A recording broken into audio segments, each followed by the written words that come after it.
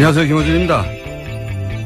지난 한 주 변창훈 검사의 죽음에 대한 수많은 보도가 있었습니다. 그중 가장 많이 인용된 것 중 하나가 중앙일보가 11월 7일 보도한 현직 지청장 빈소 찾은 문무일 향해 너희들이 죽였다 제하의 기사였습니다.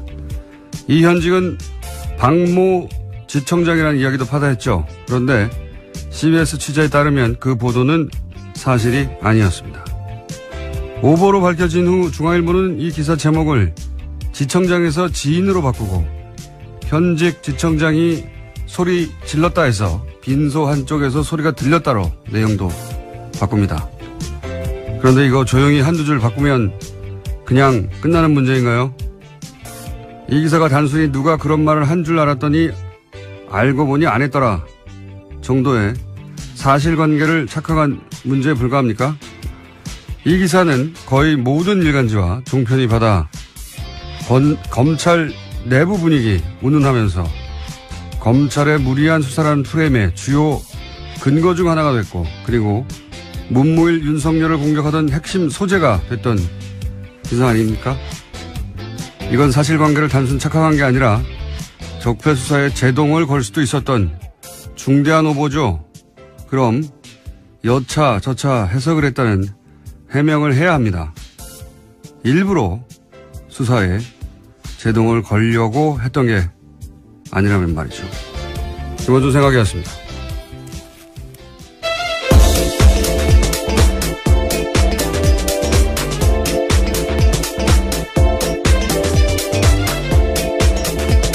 시사인의 김은지입니다. 네.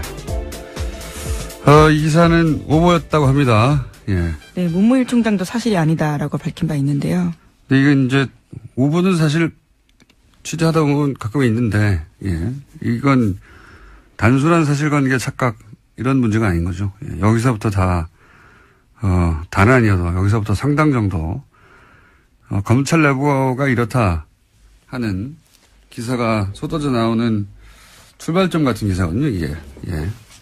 그러니까 내부에서 검찰총장을 향해서도 막 소리를 지르는 분위기다. 그만큼 검찰 내부 분위기가 지금 엉망진창이다. 이런 기사가 쏟아졌잖아요.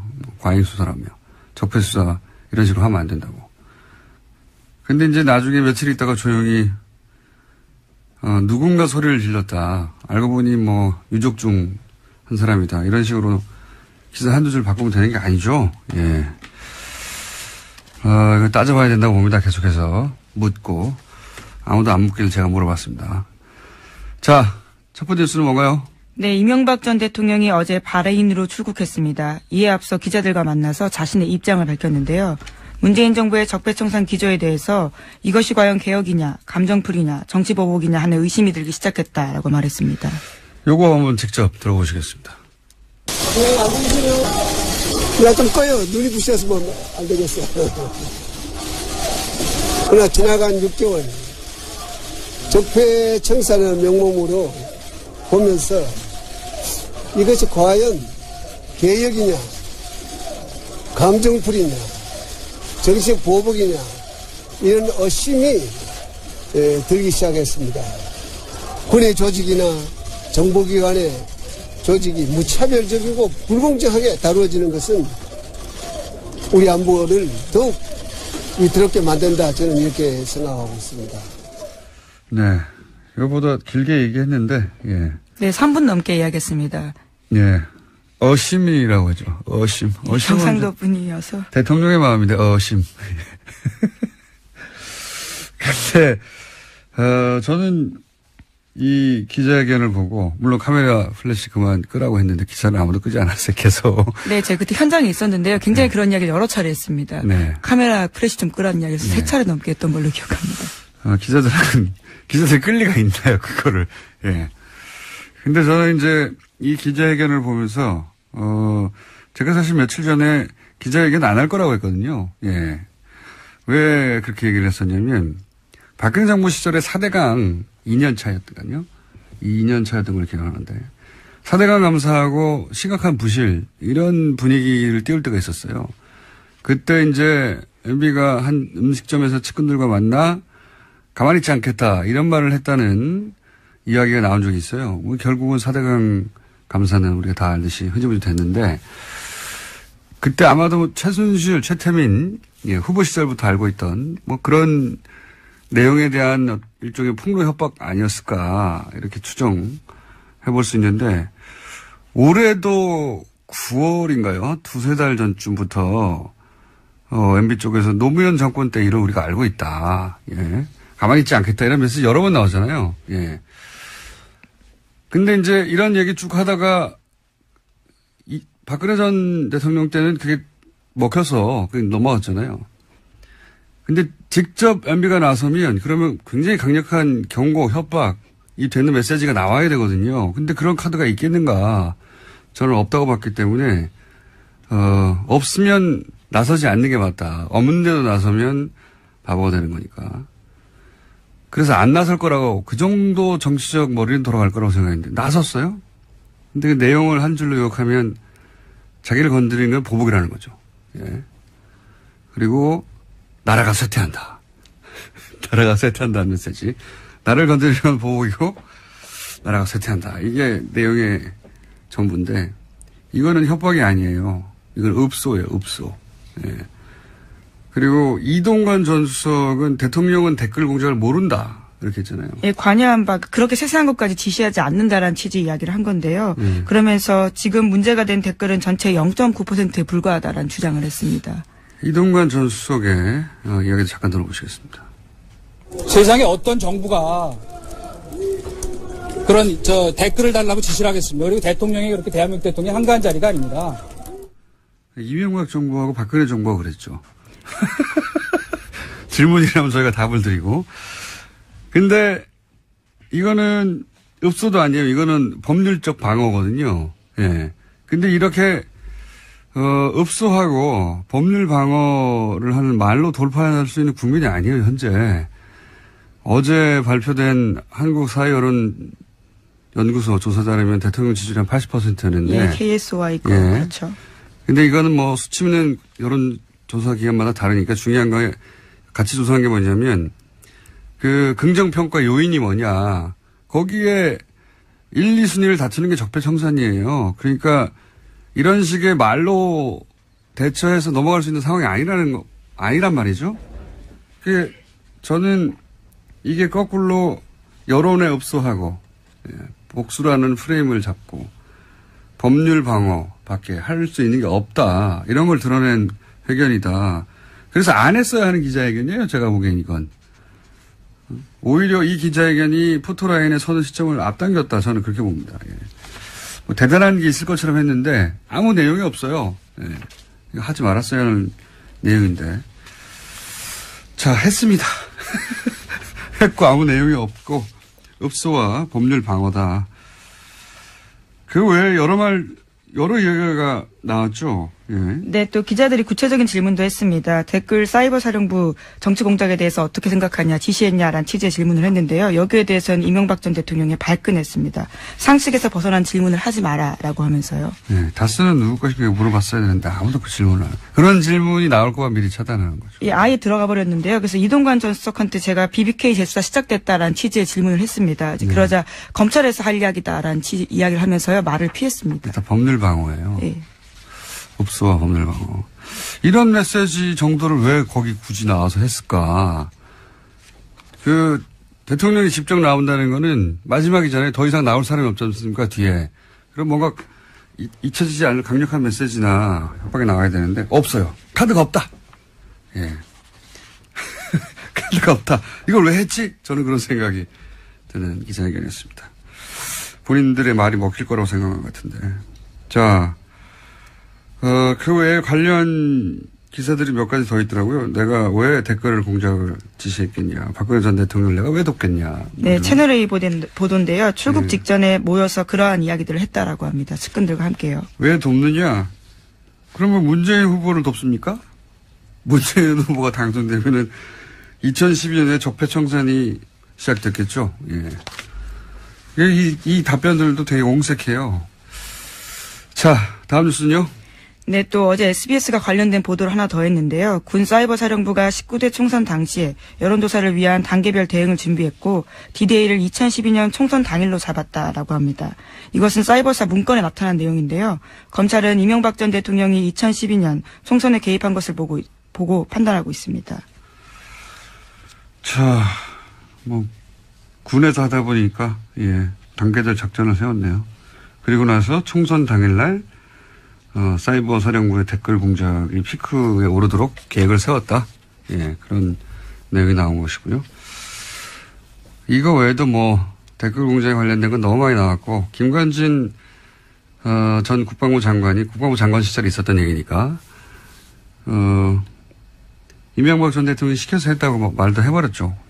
네, 지난주에 보도해드린 적이 있는데요. 관련해서 김관진 전 국방부 장관 같은 경우에는 지난 11일에 구속영장이 발부됐습니다. 법원은 정치관여 혐의가 소명되고 증거인멸의 우려가 있다라면서 영장 발부 사유를 설명했습니다. 알겠습니다. 쇠퇴했다. 기억에 굉장히 남는 표현이에요, 저는. 한나라가의 발전이 쇠퇴했다는 취지 이야기죠. 이렇게 하다가 쇠퇴한다고. 쇠퇴하고파요.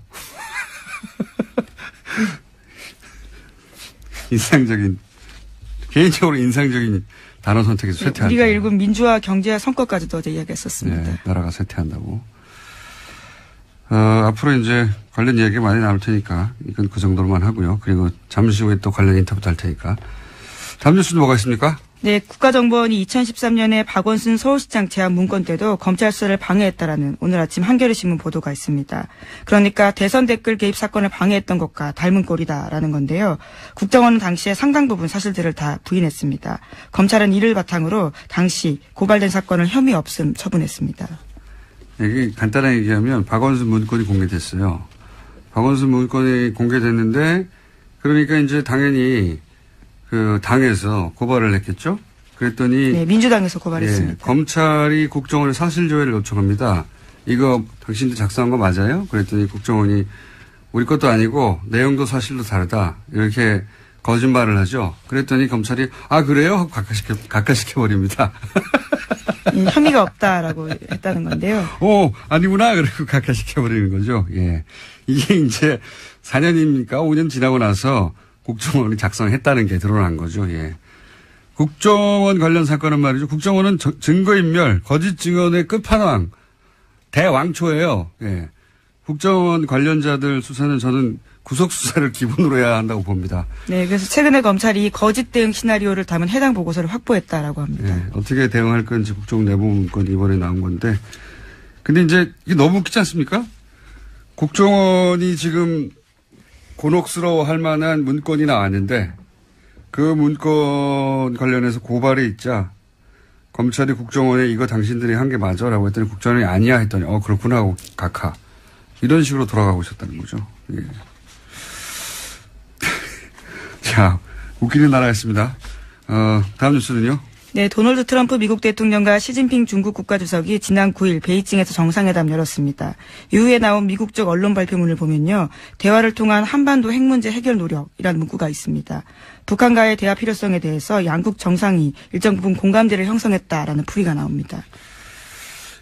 이거 관련해서 사실 문재인 대통령이 시정연설을 했잖아요. 2주 전에. 그때 각 당 대표들하고 네, 그랬죠. 만나가지고 중요한 얘기를 했었어요. 근데 중요한 얘기를 언론이 보도를 안 했는데 노회찬 의원이 지난주에 저희 방송에서 잠깐 이야기한 것 중에 하나가 뭐냐면 굉장히 중요한 메시지였거든요. 외교는 시간이 걸리는데 이제 중국과 사드 대타협 그리고 트럼프 방한 이 두 가지로 고비를 넘기게 될 것이라는 말을 미리 했어요. 실제로 그렇게 됐죠.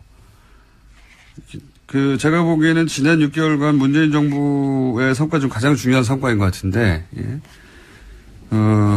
그 성과에 대해서 살짝 사실은 언지를 하고, 시정연설에 얘기했는데, 우리 언론이 그걸 캐치를 못했어요. 캐치를 못한 건지 안 한 건지 모르겠는데, 중요한 메시지가 있었고, 실제, 트럼프 방안과, 그리고, 시진핑과의 정상회담에서 이 이야기가 확인이 됐죠. 트럼프가 그 이후로 계속 대화 메시지를 내고 있어요. 예. 네, 또 자신의 트위터에는요, 김정은 위원장을 향해서 나는 김정은과 친구가 되려고 애쓰고 있다. 언젠가 그렇게 될지도 모른다라고도 썼습니다. 그러니까요. 네. 대화를 통한 한반도 핵 문제라는 언론 발표문이 중국과 정상회담 직후에 있었다는 거죠. 이것도 크게 보도 안 하고 있는데. 그 외에 사실은 거꾸로 보도한 것도 많아요. 예. 트럼프 떠나고 나서 트럼프 국회에서 한 연설을 가지고 무력 사용에 대한 경고가 있었다고 해석한 우리나라 언론 보도도 많이 있었습니다. 어떻게든 무력 사용이 됐으면 좋겠나 봐요. 자, 그 외에 그런데 이제 이렇게 우리한테는 필요한 말을 하고 간 트럼프가 예, 아페크에서 푸틴한테 러시아가 미 대선에 개입했냐고 물어봤더니 푸틴이 안 했다고. 예, 또 그 말을 또 공개적으로 이야기해서요. 미국 정계에서 비판을 받고 있습니다. 엄청 욕먹고 있습니다. 왜냐하면 안 했다고만 말하면 될 텐데 안 했다고 말한 다음에 자기를 수사하는 CIA, FBI 다 거짓말쟁이라고. 네, 그렇죠. 심지어 미국 정보당국자 이름을 거론하면서요. 다 거짓말쟁이고 폭로자였다는 것이 증명됐다라는 이야기까지 했습니다. 그러니까요. 러시아하고 이제 엮였다라는 얘기를 지금 계속 수사받고 있으니까요. 그래서 푸틴 대통령이 안 했다더라. 이거 검찰이 국정원에 물어보고 예, 국정원 안 했다는데 하고 각하하는 거하고 비슷한 거예요. 근데 여기서 한 발 더 나가가지고 말하자면 박원순 시장이 거짓말쟁이야라고 검찰이 주장하는 것과 비슷한 정도죠. 예. CIA 러시아 대통령이 아니래잖아. CIA, FBI 다 거짓말쟁이야. 정말 미국 정치인으로서는 당혹스러울 수밖에 없는 상황인데요. 심지어 성명도 냈습니다. 존 맥케인 미국 상원 군사위원장 같은 경우에는요. 트럼프 대통령이 오히려 KGB 출신 간부의 말을 믿느냐라고 했습니다. 네. 상상할 수 없는 발언인데 해가지고 요걸 아주 많이 드시고 계십니다. 자, 여기까지 하겠습니다. 시사인의 김은지였습니다. 감사합니다.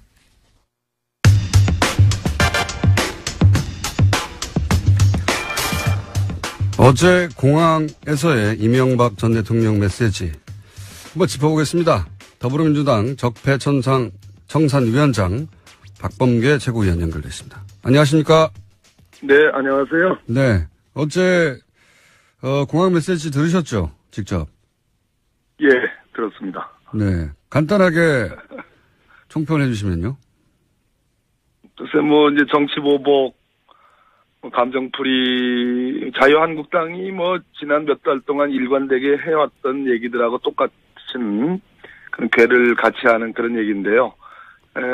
전에 이명박 전 대통령은 그냥 퇴행적 시도라는 발언으로 대응을 하다가 이제는 이제 정치보복으로 그 프레임에 이제 올라탄 건데 그만큼 절박해졌다. 본인을 겨루는 검찰의 칼끝이 턱 밑까지 왔다라는 것을 인정하는 그런 상황이 아닌가 하는 생각이 듭니다. 이건 어떻습니까? 이동관 네. 전 홍보수석은 이렇게 얘기했어요. 전체 댓글 가운데 0.9%인데 법원은 절반만 받아들였기 때문에 0.45%의 문제에 불과하다. 예. 이렇게 주장했는데, 예. 예, 그 당시 아마 전체 댓글에 한 7,100건 정도. 예. 그것을 이제 국방부 이제 그렇게 조사를 해가지고 이제 기소를 한 건데요. 0.45%가 인정됐다는 거는 실제로 프로테이지는 좀 다른 것 같고, 그렇게 했더라도 이태하 심의전단장인데 실형 1년 6월이 나왔습니다. 네. 근데 그 뒤에 밝혀진 그 추가 수사 내용을 보면 정치 댓글로 보여지는 것은 훨씬 더 많습니다. 그러니까 제가 보기에는 이동관 전 수석이 얘기한 건 오히려 자승자박이 될 가능성이 높다. 그만큼 법원이 위중하게 보고 있습니다. 훨씬 더 광범위한 걸로 알고 있어요. 그렇군요. 0.45%도 사실은 압수수색을 알려줘서 자료를 폐기한 이후에 된 것이라는 게 최근에 밝혀졌고. 예. 그렇게 0.45라 하더라도 1년 6개월 실형이 나왔었다는 말씀이신 거죠? 예. 그렇습니다. 그 하급자거든요. 심의전단장. 국정원으로 똑같은 그 포메이션을 옮겨보면 일종의 국정원 심의전단장은 원세훈보다 훨씬 경한 가벼운 처벌을 받았으니까 그러니까 별로 좋은 비교가 안 됩니다. 예.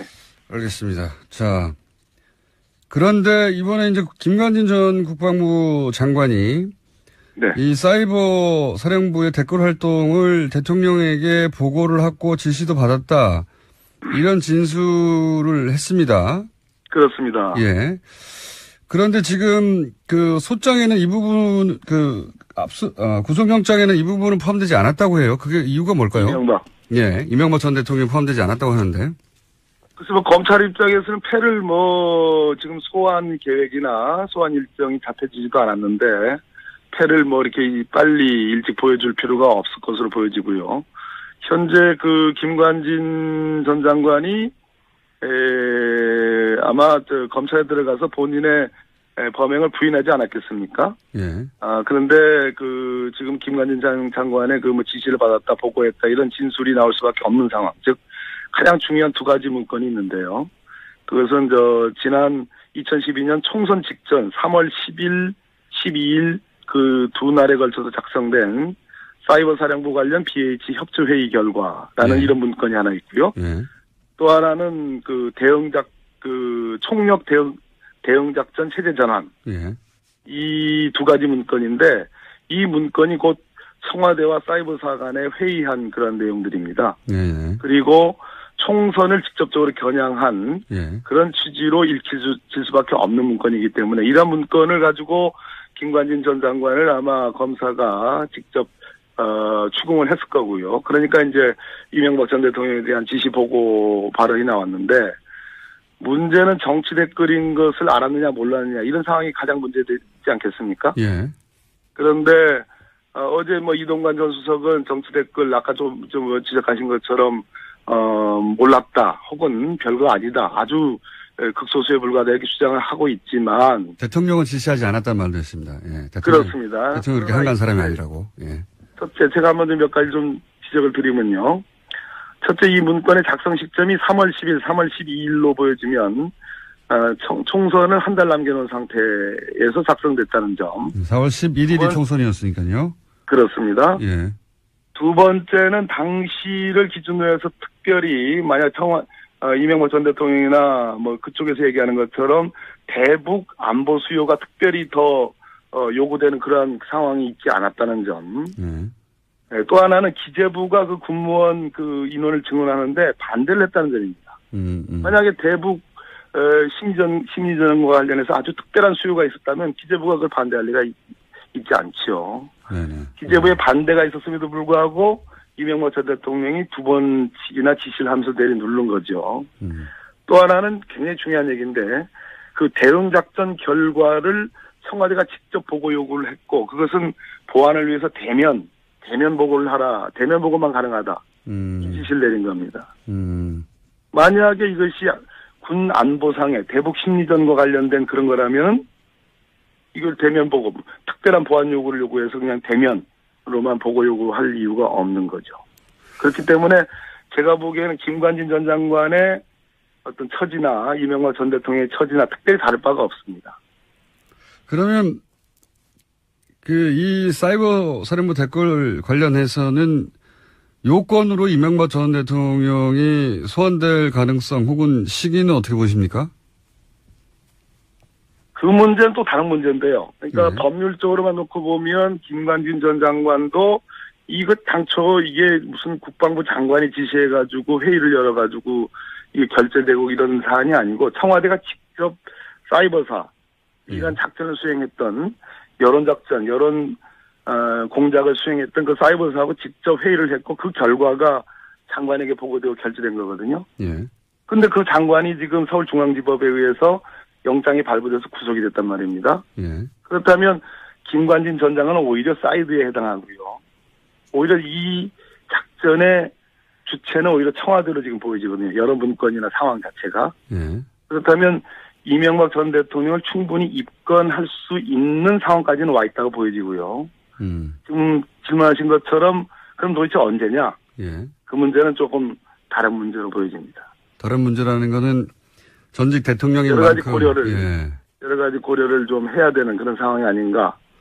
그건 제가 좀 언급하기는 좀 알겠습니다. 그러니까 보입니다. 네. 거꾸로 시기의 문제일 뿐이다. 이미 증거나 정황은 충분히 쌓여 있을 것이다 이렇게 보시는 거군요. 시기는 지금 단정해서 말할 수는 없고. 네. 영장을 짜게 보는 중앙지법이 김관진 장관에 대한 영장을 발부했다. 대단히 중요한 대목이라고 생각합니다. 이건 어떻습니까? 관련된 이야기인데, 네. 저도 개인적으로 굉장히 관심 많은 사건인데, 2014년 6월에, 이 사이버 사령부의 댓글 작업에 참여했던 군무원이, 본인이 양심선언을 할 것이란 얘기를 주변에 했다가, 보름 뒤에 석연차는 교통사고로 사망한 사건, 저희도 몇 번 언급했었는데, 이 사건에 대해서 알고 계시죠? 제가 문제 제기를 했죠. 네. 고 김석중 씨라는 군무원이신데요. 네. 이분은 때마침 증거인멸을 위해서 다 컴퓨터를 지울 때, 네. 당시 사이버사에 근무하다가 전출을 가는 바람에 자기 컴퓨터에 내장돼 있는 관련 증거들, 당시 BH 청와대에 보고했던 그런 내용들이 다 그대로 고스란히 남아가지고 당시 국방부 조사본부가 이러한 증거까지도 확보했는데 완전히 이것을 다 은폐했던 그러한 당사자고 이것을 내가 폭로하겠다라고 주변 사람에게 얘기한 직후에 보름 만에 석연치 않은 교통사고로 사망했던 그런 사건 내용까지만 알고 있는데 이게 이제 어떤 점이 석연치 않고 그 이후에 혹시 더 파악하신 내용이 있는지요? 조금 더 기다려 주셔야 되겠습니다. 지금 파악을 하고 있는데요. 네. 진척이 잘 되지 않습니다. 네. 석연치 않다고 생각하신 대목이 있긴 있는 거죠? 당연하죠. 그러니까 증거가 고스란히 남겨져 있는 그 당사자였고요. 예. 그분이 그 당시 사이버사령부의 김기현 과장이라고 총괄과장한테 나 이거 폭로할 거야. 참을 수 없어. 이런 얘기를 한 직후에 대구병원으로 전출이 갔는데 그러고 나서 보름 만에 교통사고로 사망을 했으니까요. 교통사고도 우연히 일어날 수 있긴 합니다만 유가족들도 여기 대해서 혹은 그때 사고의 정황 혹은 사고를 일으킨 사람에 대한 어떤 처벌 등등 여러 가지 석연치 않은 점이 있다고 생각하시는 거죠? 예. 그 부분을 조금 더 접근을 하고 있습니다. 알겠습니다. 조금만 기다려 주시면 좋겠습니다. 알겠습니다. 연결된 김에 한 가지 더 여쭤보자면 지난주 주로 이런 얘기가 많이 나왔었는데 이제 변창훈 검사 죽음 때문에 이것은 검찰의 과도한 무리한 수사 때문이다 이런 프레임이 지난 한 주 굉장히 많이 보수 매체를 중심으로 퍼졌었고 그러다 보니까 이제 윤석열 서울중앙지검장 이 수사를 맡으면 안 된다 수사팀을 교체해야 된다는 얘기가 상당히 많이 대두됐습니다. 이 대목에 대한 입장은 어떠십니까? 그 부분은 제가 누차 강조를 했는데요. 결국은 만약에 지금 시점에 와서 제가 보기에는 거의 전체 적폐청산 수사에 한 7, 8알이 다 왔는데 지금 이것을 그 수사팀을 바꾼다고 한다면 일단 기존의 수사에서 공소 제기한 것들에 대한 정당성의 의심을 받을 것이고 공소유지를 하지 못하게 되고요. 나머지 수사하지 말라는 그런 측면이 있다라는 얘기를 제가 여러 번 말씀드렸는데요. 더욱 중요한 것은 사법 방해와 관련된 것은 방해를 받은 당사자가 가장 수사를 잘 할 수 있고 공소유지도 가장 잘 할 수 있습니다. 내용도 제일 만약에 그렇다고 그래가지고 감정을 넣어가지고 그 보복적인 심리로 한다. 그렇게 된다면 모든 검찰의 수사라는 것은 그 공무집행방해라든지 사법방해 수사는 다 그런 측면이 있습니다. 근데 그걸 가지고 침소봉대해서 한다는 것은 저는 맞지 않다 이런 생각을 갖고 있습니다. 실제 이 과도한 수사, 무리한 수사가 있었다고 보십니까? 그랬으면 지금 난리가 났었을 겁니다. 그렇지 않고요. 지금 알려진 여러 가지 상황보다는 훨씬 더 동시에 일제히 압수수색을 했던 거고 충분히 고인에 대한 그 가족에 대한 배려까지도 충분히 하고 아이들이 등교한 이후에 압수수색이 실제로 시행됐다는 것으로 알고 있고 지금 알려진 것보다는 훨씬 더 다른 사정이 있다. 검찰에게 절대 그 책임을 물을 수 있는 그런 상황이 있지 않다라는 말씀을 드리겠습니다. 알겠습니다. 오늘은 여기까지 하고요. 네네. 의원님? 법무부 장관 언제 되십니까? 그만하세요. 네, 되실 때까지. 잘 돼가고 있습니까? 되실 때까지 여쭤보는 걸로 하고. 오늘 말씀 감사합니다. 네, 감사합니다. 예, 더불어민주당 적폐청산위원장 박범계 의원이었습니다. 남재준 전 국정원장 역시 국정원 댓글 사건으로 국정원 댓글 사건을 수사를 방해한 사건으로 소환된 수사를 받고 있죠. 군 검찰 시절 남재준 국정원장을 직접 수사했던 분 연결해서 남재준 국정원장에 대해서 한번 물어보도록 하겠습니다. 최강욱 변호사 전화 연결됐습니다. 안녕하세요. 예, 안녕하세요. 네. 오랜만입니다. 반갑습니다, 변호사님. 네. 예, 오랜만입니다. 안녕하세요. 국방부에서 검찰 부장으로 계시면서 육군 참모총장이었던 남재준 당시 총장을 수사한 경험이 있으시다고 하는데 어떤 사건이었습니까? 예, 벌써 10년이 넘은 일인데요. 예전에 예. 육군 장성 진급 비리 사건이라고 하죠. 예. 그러니까 장성 진급이 10월 초쯤에 항상 발표가 됩니다. 예. 그 전에 그 정해진 심사 절차가 있는데요. 그거를 그냥 형해화시키고 미리 사람을 정해놓고 그 심사를 하는 척하는 쇼를 했다. 그게 주요 내용이 되겠습니다. 그러니까 한마디로 진급 비리네요. 예. 그런 거였죠. 근데 거기에 이제 남재준 당시 육군 참모총장이 연루되어 있었습니까? 연루된 게 아니라 뭐 계획하고 지시한 분이죠. 그 해마다 한 50명 정도가 대령해서 준장으로 승진을 하는데요. 예. 그분들을 여러 가지 그간의 경력이나 자질이나 뭐 평가 자료를 놓고 심사위원들이 판단을 하게 돼 있는데 그거를 비선을 통해 가지고 미리 정해 놓은 겁니다. 심사가 시작되기도 전에. 그러고서 그분들은 정작 심사위원들은 아무것도 모르는 상황에서 이제 동원이 된 거죠. 당시 이제 저희가 그 연결한 이유는 뭐냐면 그런 사건이 있었을 당시 남재준 당시 참모총장은 어떻게 그 수사에 응했느냐를 보면 사실은 예. 국정원장으로서 이 사법방해 사건을 어떻게 응했는가 들여다볼 수 있을 것 같아가지고 제가 연결했는데요. 그렇죠. 그때는 뭐 군대라는 특성도 있고 본인이 참모총장의 위치라는 특징도 있고 하지만은 예. 일단 철저한 부인, 방해, 조작 뭐 그걸로 일관했다. 그러니까 책임은 철저하게 아랫사람한테 미루고 그다음에 수사 절차가 진행되는 과정에서는 다른 법률가들을 동원해가지고 이걸 방해하고 염탐하고 그리고 이제 그게 여의치 않으면 그 뭐 증거 같은 것도 조작하고 그때도 이제 뭐 이렇게 진급 심사 장면을 찍는 그 녹화 시스템이 있었거든요. 네. 그러면 그게 드러나게 되면 중간중간에 개입해가지고 특정인을 떨어뜨리도록 유도하고 특정인을 시키도록 유도하고 이런 장면이 다 나올 거 아닙니까? 네네. 그때도 하드디스크를 바꿔치기 하고 막 그랬었거든요. 하드디스크 바꿔치기. 그런 내용들이 당시 그 국방부 검찰부장으로 계실 때 다 잡힌 내용들입니까? 네, 그렇죠. 그거는 있었던 일이니까. 그런데 그렇게 육군 참모총장으로서 그렇게 수사 방해를 했는데도 육군 참모총장 자리를 지켰어요? 네, 그랬었죠. 그 당시에는 이제 참여정부 시절이었는데요. 예. 그 남재준 씨가 외견상 보이는 일종의 개혁성, 무슨 예. 청렴성 이런 것들이 있습니다. 청렴성, 예. 예. 그거를 높이 산 건지 속은 건지는 잘 모르겠는데 하여튼 그게 더 중요하다고 생각하셨던 것 같고 그렇군요. 본인이 또 중간에 항명성으로 사표를 던지거든요. 아, 사표를? 예. 그 대통령께서 그걸 반려를 하셨고. 참 군인의 캐릭터처럼 보이는 외모와 그런 언론 플레이를 많이 하는데 실제로는 정치에 굉장히 능한 사람이군요. 아, 그렇죠. 굉장히 실제로는 정치적이고. 예.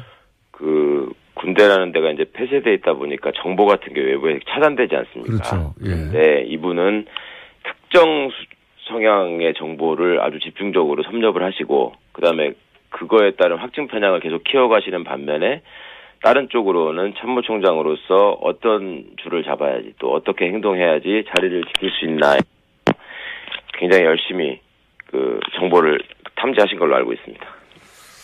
그래요. 그러면 남재준 당시 참모총장이 국정원장으로 가면서 본인이 예를 들어서 군에서 쭉 자신에게 충성하던 사람들을 끌고 가서 예. 이제 지금 인사 진급 비리에 대해서 말씀하신 건데 예. 그렇게 이제 진급 비리를 했을 정도면 자기 사람을 어디에 꽂는다든가 이런 것도 잘했을 것 같은데요. 그렇죠. 거기서 뭔가 본인이 생각하는 바를 은밀하게 실행을 하려면 신복들이 필요한 거 아니겠습니까? 예, 예. 그러니까 군에서도 그런 사람들이 있었고, 제가 정말 놀랐던 게 나중에 국정원장이 되셨다고 하고, 예. 그 뒤에 지금 이제 7인회라고 밝혀졌지만 말입니다. 예. 그 나오는 명단을 보면서, 야, 이 옛날 멤버가 그대로 따라갔네? 한 거를 확인을 했고, 아하. 거기 또 고명현이라는 분이 계시는데요. 고명현, 예. 네, 국정원장의 국방보좌관이라는 자리에 있었는데, 예. 대령으로 이제 전역하게 예정돼 있었던 사람입니다. 네. 동기들은 이미 3스타를 달고 있었고, 아, 그렇군요. 그런데 국정원에 가가지고 갑자기 느닷없이 장군으로 진급을 하죠. 대령, 동기가, 쓰리스타면 최소한 6, 7년 이상 진급에서 누락된 거 아닙니까? 예, 그때 뭐 군내에서 8차 진급이냐, 9차 진급이냐, 뭐 이런 걸 헤아리면서 세상에 이런 일이 다 있구나 하는 얘기들이 많이 군인들한테 보통 이렇게 되면 대령을 못 받지 않습니까? 아, 그럼요. 다 끝나는 거라고 진즉에 한 3번 정도 기회가 있거든요. 예. 그러니까 이제 그렇게 대령으로 전역하는 거라고 한 5년 전부터 이미 알려져 있었던 사람을 갑자기 준장으로 진급을 시킨 겁니다. 국정원에 데리고 가서. 예. 그런 식으로 본인이 육군참모총장 시절 데리고 있던 그 신복들을 고스란히 국정원으로 데려갔다? 예, 그런 셈이죠. 그러면 지금 말씀하시는 거는 그러니까 이제 육군참모총장 시절에도 본인과 관련된 혐의 관련해서 뭐 녹화 시스템을 하드를 교체해버린다든가 예. 또는 다른 법률가를 동원해서 염탐을 한다든가 증거 조작을 한다 이렇게 말씀하셨는데 예. 증거 조작이나 하드 교체나 이런 건 알겠는데 염탐은 뭡니까? 군대에 이제 법조인들이 가서 있는 게 법무관이라고 부르잖아요. 예. 그 법무관들이 이제 판사 역할, 뭐 변호사 역할, 검사 역할 이런 것들을 다 맡아서 하는데 저희는 그때 국방부에서 수사를 한 거고 이분은 계룡대 육군본부에 있는 참모총장이잖아요. 예. 그러면 육군본부에도 법무관들이 있거든요. 예. 지금은 법무실이라고 하고 과거에는 법무감실이라 그랬는데 거기에 법무관들이 훨씬 많아요. 예. 그러면 그분들을 모아놓고 압수수색을 받았을 때 대처 방안, 그 다음에 압수수색을 방해하려면 어떻게 하나, 압수수색을 당한 다음에는 어떻게 해야 되는가, 그 다음에 수사를 받으러 가는 사람들은 무슨 진술을 해야 하는가, 뭐 이런 것들을 연일 회의를 해가지고 학습시키고 또 뭐 자기가 지시하고 또 이런 식으로 유도하라고 또 만들고 그런 일을 했던 거죠. 아, 그러면은 이게 국정원에서 파견 검사들더러 압수수색을 방해하기 위해서 가짜 사무실을 만들려고 하는 것도 그 이전에 본인이 육군참모총장 시절에 겪었던 노하우를 가지고 적용한 거라고 볼 수도 있겠네요. 그렇죠. 그 노하우라는 말씀이 정말 적절하신데요. 제가 그 가짜 사무실은 상당히 창의적이에요. 이번에 처음. 굉장히 창의적이죠. 예. 예, 한 건데 과거에는 이분이 사실 법을 잘 모르고 법과 무관한 삶을 살았거든요. 그 군대라는 데가 상급자가 어떤 명령을 내리고 무슨 생각을 갖고 있느냐를 따져서 거기에 맞추는 데 익숙한 데지. 예. 법을 따져가지고 이거는 이렇게 하면 안 돼 이런 데가 아니거든요. 예. 그러니까 당시에는 자기가 제일 높은 지위에 있었으니까 그런 거를 알았으면은 아마 시간이 있었으면 야 이거 이렇게 또 만드는 것도 방법 아니야 이렇게라도 했을 텐데 그때는 전격적으로 이럴 시간이 없었고 그거를 만회하기 위해서 어찌 보면 육군본부에 있는 법률가들을 동원해가지고 이제 회의를 시키고 뭐 이렇게 대책을 만들고 방해를 하고 이랬었는데 이번에는 이제 과거의 경험이 있으니까 그렇게까지 했구나. 정말 요즘 그 젊은 친구들 말로 정말 신박하다 그런 생각을 했어요. 아, 그러니까 이 국정원장으로 있으면서 이 사법방해는 검찰에 대한 어떤 압수수색이나 사법방해는 결국은 검찰을 시키는 게 법률가를 시키는 게 가장 좋다라는 노하우를 가지고 검찰을 시킨 거군요, 이게. 그렇죠. 법률가라는 사람들이 가지고 있는 그 속물적인 근성에 대해서 이분이 그때 파악을 했던 것 같아요. 그러니까 이 사람들은 겉으로 보기에는 굉장히 엘리트처럼 보이고 소신에 따라서 행동하는 것 같지만 그 어떤 자리나 뭐 이런 그 보상을 당근을 던져주면 어떤 상황에서도 적절하게 내 지시에 따라서 활용할 수 있는 사람이다. 활용될 수 있는 사람이다. 그거를 그때 체득을 했던 것 같고 이번에도 써먹지 않았나 싶습니다. 그 말씀은 그러면 그 검찰에 대한 파견 검사들에 대한 보상을 은연중에 혹은 뭐 직접적으로 이건 뭐 추정의 영역이긴 합니다만 네네. 그런 이야기가 있었을 법하다 이런 말씀이잖아요. 그 신뢰를 보여줬잖아요. 아까 말씀드린 그 고명현 씨 같은 분은 예. 거기 가서 장군으로 진급할 거라고 아무도 생각을 못했고 또 국정원장이 무슨 장성 인사에 개입해가지고 진급시키고 하는 자리도 아니에요. 그렇죠. 네. 그런데 역사상 없는 일이 생겼단 말입니다. 거기서. 이게 유일한 사례입니까 이게? 유일하죠. 그럴 수가 없죠. 예. 그런데 그런 일이 벌어지니까 그분들 입장에서도 사실은 국정원 파견 나가는 사람들이 그냥 대충 가는 게 아니라 나름 뽑혀서 가는 거고 본인들의 지향이 있어서 가는 건데. 검찰에 파견 가는 검사들이요? 네, 검찰에서 나가는 사람들이. 그럼 그 사람들도 이분이 어떤 정도의 능력과 어떤 캐릭터를 갖고 있는지 다 파악하고 가서 일하는 거 아닙니까? 그런데 실제로 이제 그런 걸 제시했을 것 같고 나중에 또 인사가 이루어진 결과를 보면 이번에 관련된 그 세 분 다 아주 좋은 자리로 갔죠. 그렇습니까? 저희가 검찰 내 좋은 자리인지를 모르니까. 장호중 씨는 검사장으로 승진을 했고요.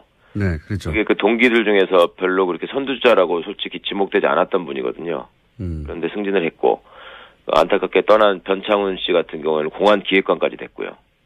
그거는 이제 공안검사들이 제일 가고 싶어하는 자리죠. 아, 그렇군요. 예, 직전 자리로.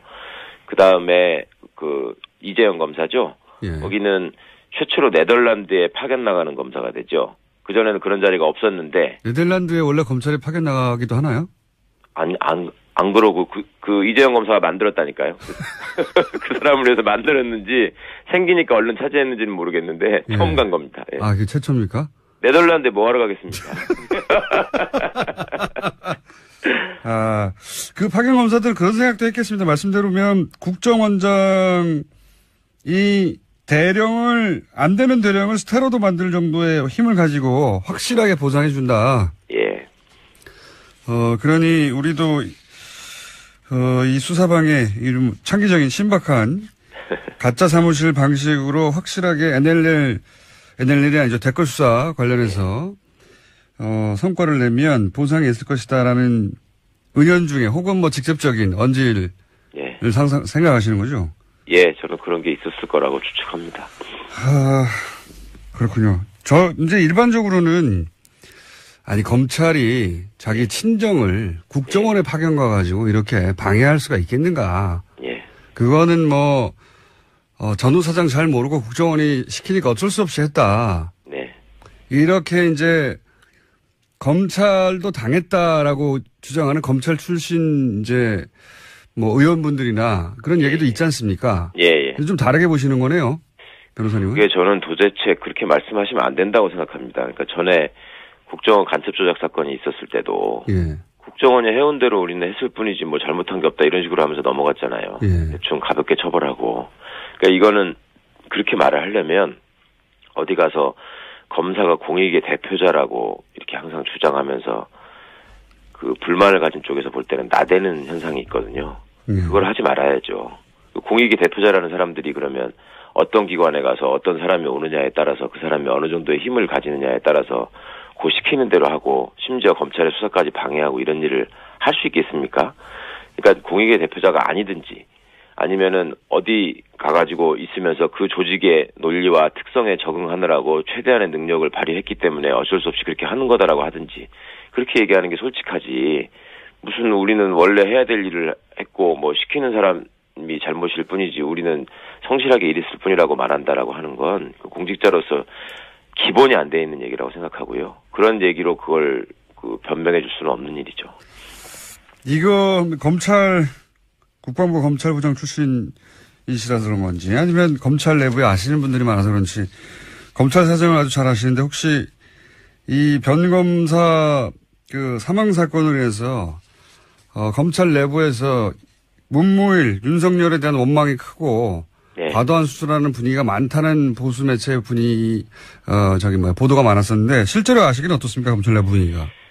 제가 다들 2,000명이 넘는 검사한테 다들 들어보진 않았지만 네. 검찰이라고 하는 게 한 덩어리로 꼭 움직이는 건 아니고요. 그 안에도 구성원에 따라서 생각이 다르고 또 이런 수사에 대해서 불만을 가진 사람은 계속 있겠죠. 있어 왔고 예. 그 사람들 일부에서 그런 얘기를 할지는 모르겠습니다만은 그걸 노골적으로 표현한다거나 아니면 어디에 모여가지고 집단적으로 움직인다거나 하는 얘기는 전혀 없는 것 같고요. 그런 얘기를 할 수 있는 분위기가 아니라는 거 그리고 그렇게 잘한 짓이 아니라는 거를 본인들이 더 잘 알고 있습니다. 그러니까 그런 얘기를 감히 할 수 없는 상황이고요. 알겠습니다. 단지 이제 그런 얘기가 있기를 원하는 언론은 있겠죠. 네.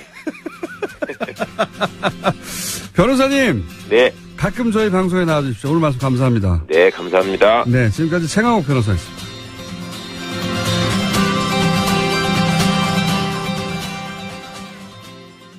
안녕하세요, 김호준입니다. 지난 한 주 변창훈 검사의 죽음에 대한 수많은 보도가 있었습니다. 그중 가장 많이 인용된 것 중 하나가 중앙일보가 11월 7일 보도한 현직 지청장 빈소 찾은 문무일 향해 너희들이 죽였다 제하의 기사였습니다. 이 현직은 박모 지청장이라는 이야기도 파다했죠. 그런데 CBS 취재에 따르면 그 보도는 사실이 아니었습니다. 오보로 밝혀진 후 중앙일보는 이 기사 제목을 지청장에서 지인으로 바꾸고 현직 지청장이 소리 질렀다 해서 빈소 한쪽에서 소리가 들렸다로 내용도 바꿉니다. 그런데 이거 조용히 한두 줄 바꾸면 그냥 끝나는 문제인가요? 이 기사가 단순히 누가 그런 말을 한 줄 알았더니 알고 보니 안 했더라 정도의 사실관계를 착각한 문제에 불과합니까? 이 기사는 거의 모든 일간지와 종편이 받아 검찰 내부 분위기 운운하면서 검찰의 무리한 수사라는 프레임의 주요 근거 중 하나가 됐고, 그리고 문무일 윤석열을 공격하던 핵심 소재가 됐던 기사 아닙니까? 이건 사실관계를 단순 착각한 게 아니라 적폐 수사에 제동을 걸 수도 있었던 중대한 오보죠. 그럼 여차 저차 해석을 했다는 해명을 해야 합니다. 일부러 수사에 제동을 걸려고 했던 게 아니라면 말이죠. 김원준 생각이었습니다.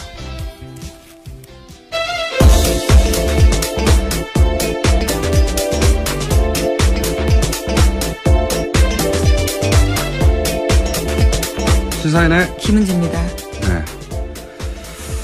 이 기사는 오보였다고 합니다. 예. 네, 문무일 총장도 사실이 아니다라고 밝힌 바 있는데요.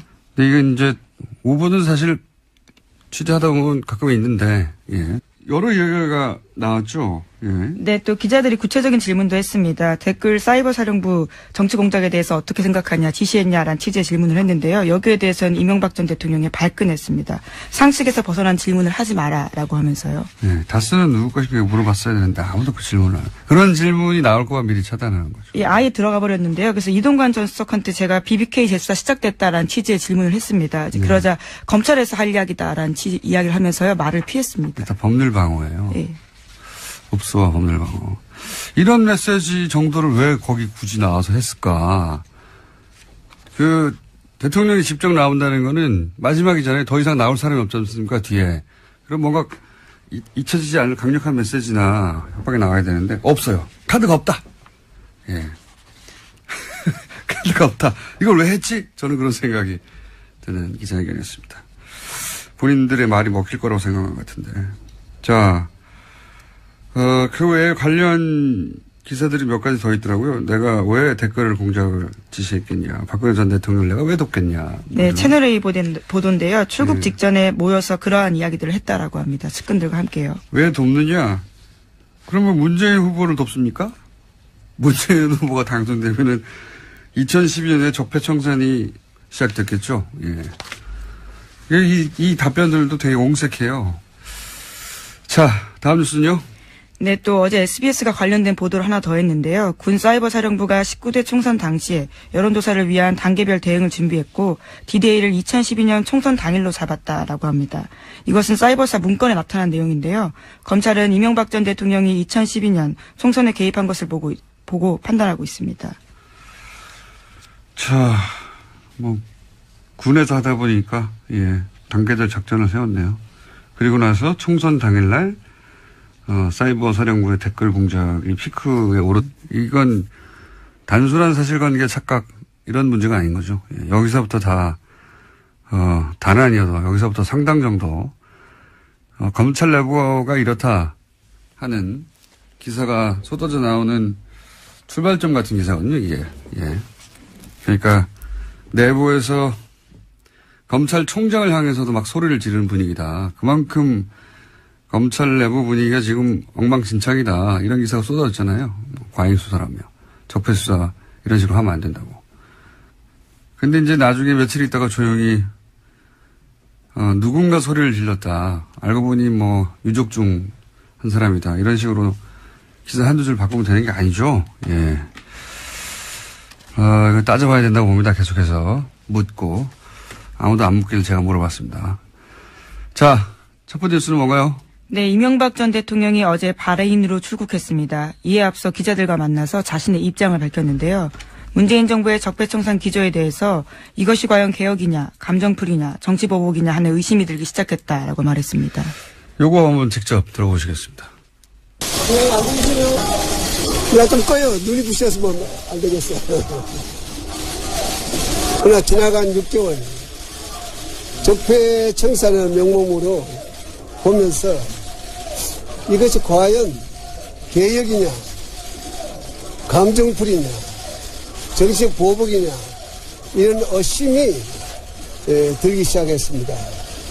군의 조직이나 정보기관의 조직이 무차별적이고 불공정하게 다루어지는 것은 우리 안보를 더욱 위태롭게 만든다. 저는 이렇게 생각하고 있습니다. 네. 이거보다 길게 얘기했는데, 예. 네, 3분 넘게 이야기했습니다. 예. 어심이라고 하죠. 어심. 경상도 분이어서. 대통령의 마음인데, 어심. 나라가 쇠퇴한다. 이게 내용의 전부인데, 이거는 협박이 아니에요. 이건 읍소예요, 읍소. 예. 그리고 이동관 전 수석은 대통령은 댓글 공작을 모른다. 이렇게 했잖아요. 예, 관여한 바 그렇게 세세한 것까지 지시하지 않는다라는 취지 이야기를 한 건데요. 그러면서 지금 문제가 된 댓글은 전체 0.9%에 불과하다라는 주장을 했습니다. 이동관 전 수석의 이야기도 잠깐 들어보시겠습니다. 세상에 어떤 정부가 그런 댓글을 달라고 지시를 하겠습니다. 그리고 대통령이 그렇게 대한민국 대통령이 한가한 자리가 아닙니다. 이명박 정부하고 박근혜 정부가 그랬죠. 질문이라면 저희가 답을 드리고. 근데 이거는 읍소도 아니에요. 이거는 법률적 방어거든요. 예. 근데 이렇게 읍소하고 법률 방어를 하는 말로 돌파할 수 있는 국민이 아니에요, 현재.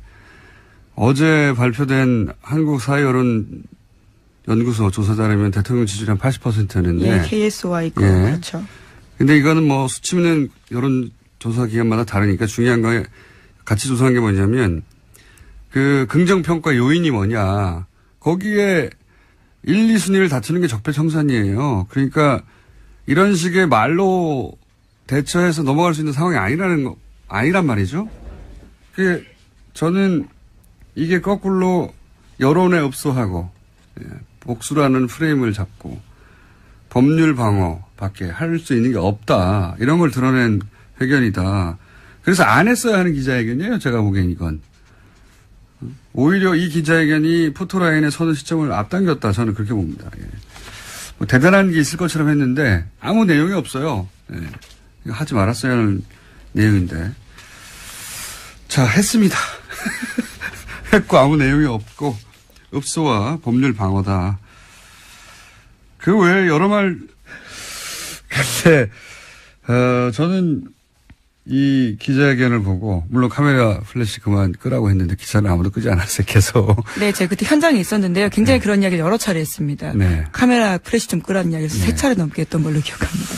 기자들 끌 리가 있나요? 그거를. 예. 근데 저는 이제 이 기자회견을 보면서 제가 사실 며칠 전에 기자회견 안 할 거라고 했거든요. 예. 왜 그렇게 얘기를 했었냐면 박근혜 정부 시절에 4대강 2년 차였거든요. 2년 차였던 걸 기억하는데 4대강 감사하고 심각한 부실 이런 분위기를 띄울 때가 있었어요.